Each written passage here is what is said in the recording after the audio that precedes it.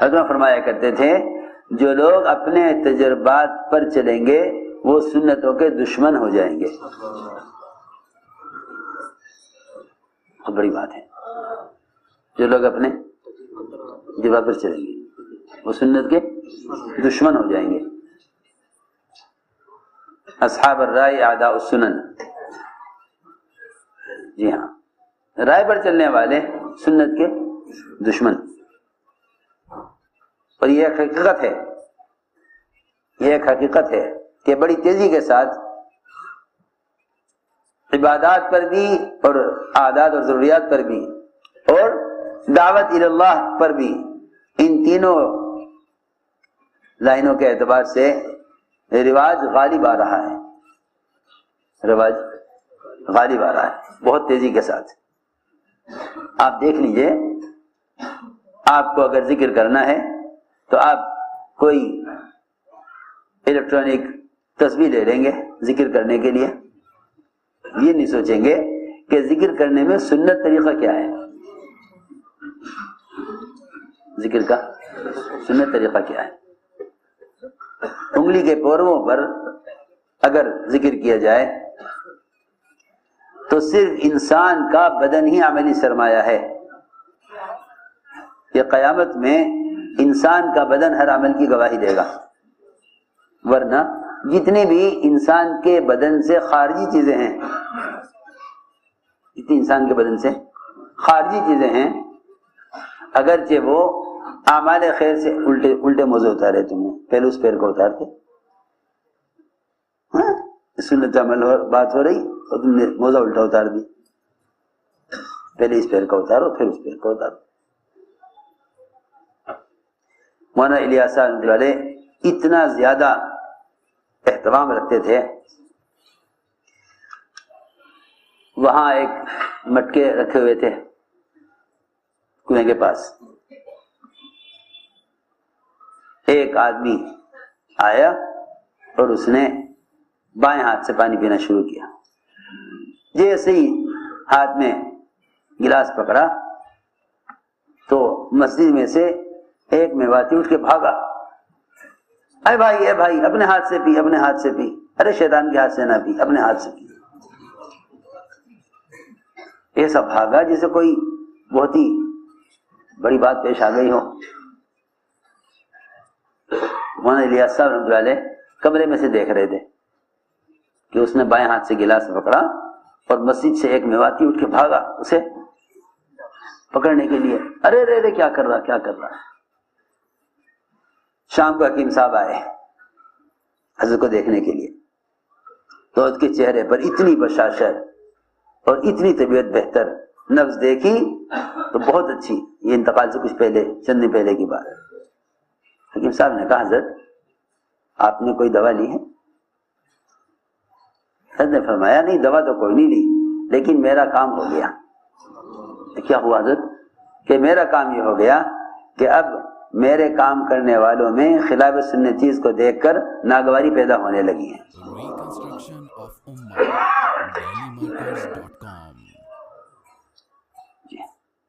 یہ حضرت نے فرمایا. کیا ہوا حکیم صاحب نے پوچھا کیا ہوا؟ کہنے کہ ہوا کیا، میرا کام ہو گیا. میرا کام ہو گیا. رات ایک میواتی بائیں ہاتھ سے پانی پی رہا تھا، دوسرا میواتی اٹھ کے بھاگا اسے پکڑنے کے لیے کہ جلدی سے اس سے کہوں جا کے اس کے پانی پینے سے پہلے کہ دائیں ہاتھ سے پی لے، دائیں ہاتھ سے. تو میرے کام کا تو مقصد ہی یہی تھا کہ کام کرنے والوں میں احیاء سنت کا فکر پیدا ہو جائے. یہ تھی بات. میں نے عرض کیا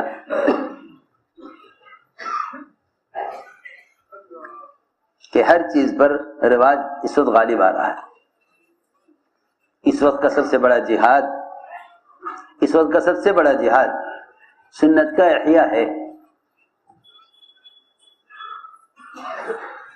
اس لیے کہ تمام غیبی تائیدات وہ اتباع سنت کے ساتھ ہیں. تمام غیبی تائیدات اتباع سنت کے ساتھ ہیں. ہم نے عرض کیا کہ لوگ وقتی فائدوں کو دیکھ کر یوں سمجھتے ہیں کہ اس وقت اس عمل کے کرنے کا طریقہ اس زمانے کے اعتبار سے ہے۔ چنانچہ میں عرض کر رہا تھا کہ ذکر پر، تلاوت پر رواج غالب آ رہا، تسبیح رکھتے ہیں الیکٹرانک، کہ بھائی یہ بھی ذکر کا طریقہ ہے۔ مسئلہ پوچھنے جاؤ گے، فتویٰ لوگے تو کہہ دیا جائے گا جائز ہے، کہہ دیا جائے گا کہ جائز ہے۔ کوئی روکتا ہے تو غلط روکتا ہے، کوئی حرج نہیں ہے، کیونکہ جب تک خلاف سنت طریقے میں حرج نہ دیکھا جائے اس وقت تک سنت زندہ نہیں ہو سکتی۔ جو آدمی خلاف سنت طریقوں میں حرج نہ محسوس کرے وہ سنتوں کو مٹانے والا ہے۔ جو شخص خلاف سنت طریقے میں حرج محسوس نہ کرے وہ سنتوں کا، میری بات یاد رکھیے، کیونکہ سنت یا تو یہ کہ آدمی اپنی انگلی کے پورووں پر ذکر کرے تاکہ یہ پوروے قیامت میں گواہی دیں، کیونکہ صرف اعضاء نہیں بلکہ کھال گواہی دے گی۔ اس سے علاوہ اگر دانوں پر، گٹھلیوں پر، کنکریوں پر پڑ رہا ہے تب بھی یہ بھی سنت کی ایک شکل ہے کہ حضور اکرم صلی اللہ علیہ وسلم نے حضرت صفیہ کو، حضرت جویریہ کو، ام ایمن کو انہیں گٹھلیوں پر، کنکریوں پر پڑھتے ہوئے دیکھا تو انکار نہیں فرمایا۔ ابو رضی اللہ تعالیٰ عنہ نے ایک تاگے کے اندر گراہیں باندھی ہوئی تھی شمار کرنے کے لیے، شمار کرنے کے لیے ایک تاگے میں گراہیں باندھی ہوئی تھی تاکہ اس کی تصویر بنا لیں۔ لیکن میں جو عرض کرنا چاہتا ہوں وہ یہ کہ اذکار ہوں یا عبادات ہوں ان پر رواج غالب آ رہا ہے۔ اور رواج کہتے ہیں عمل تو ہوگا لیکن اس زمانے کے طریقے سے ہوگا نہیں۔ ذکر صرف زبان کا عمل نہیں ہے بلکہ ذکر سے متعلق جو خارجی چیزیں ہیں وہ اس میں بھی سنت کا اتباع لازم ہے، اس میں بھی سنت کا اتباع لازم ہے۔ مولانا صاحب فرماتے تھے اگر دسترخوان پر خواہش کے بہت سے کھانے جمع کر لیے اور ایک پیالی کے اندر سرکہ بھی رکھ لیا یہ کہہ کر کہ سرکہ کھانا سنت ہے، تو فرماتے تھے کہ یہ سنت نہ ہوگا جب تک دسترخوان پر سرکے کے علاوہ اور کچھ نہ ہو، جب تک دسترخوان پر سرکے کے علاوہ اور کچھ نہ ہو تب کہا جائے گا کہ سنت العمل ہوا۔ اگر دسترخوان پر کئی طرح کے کھانے ہیں اور سنت کے اتباع میں سرکہ بھی منگوا لیا گیا تو یہ سرکہ کھانوں کے ساتھ کھانا سنت نہیں ہے۔ کھانوں کے ساتھ سرکہ کھا لینا سنت نہیں ہے۔ کوئی کھانا نہ ہو سوائے سرکے کے تب کہا جائے گا کہ ہاں یہ سنت ہے، تب کہا جائے گا کہ یہ سنت ہے۔ تو میں نے عرض کیا کہ عبادات پر بھی رواج غالب آ رہا ہے اور عادات ضروریات پر بھی رواج غالب آ رہا ہے۔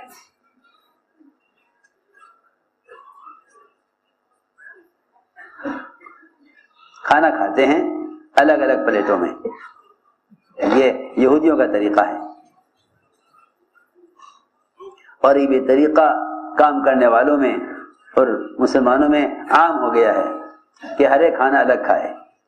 سوچو تو صحیح، صحابہ کرام نے شکایت کی حضور اکرم صلی اللہ علیہ وسلم سے کہ یا رسول اللہ ہم کھانا کھاتے ہیں لیکن پیٹ نہیں بھرتا، کھانا کافی نہیں ہوتا۔ اس زمانے میں تو برکت کے وظائف بتا دیے جائیں گے، کسی بزرگ کے پاس جاؤ گے وہ تمہیں برکت کے وظائف بتا دے گا کہ بھئی یہ پڑھ لیا کرو برکت ہو جائے گی۔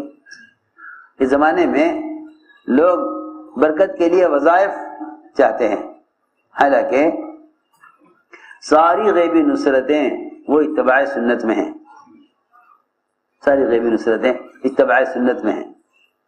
آپ نے برکت کے لیے کوئی وظیفہ نہیں بتایا سوال کرنے والے کو، برکت کے لیے کوئی وظیفہ نہیں بتایا سوال کرنے والے کو، برکت کے لیے کوئی وظیفہ نہیں بتایا، بلکہ آپ نے فرمایا لعلکم تفترقون، شاید تم کھانا الگ الگ کھاتے ہو، یہ تمہارے کھانے برکت نہ ہونے کی اور کھانا تمہارے لیے کافی نہ ہونے کی اصل وجہ یہ ہے، روایت میں ہے لعلکم تفترقون، اس کا مطلب اس کے سوا کچھ نہیں ہو سکتا کہ تم کھانا تنہا تنہا الگ الگ کھاتے ہو۔ یہ زمانے میں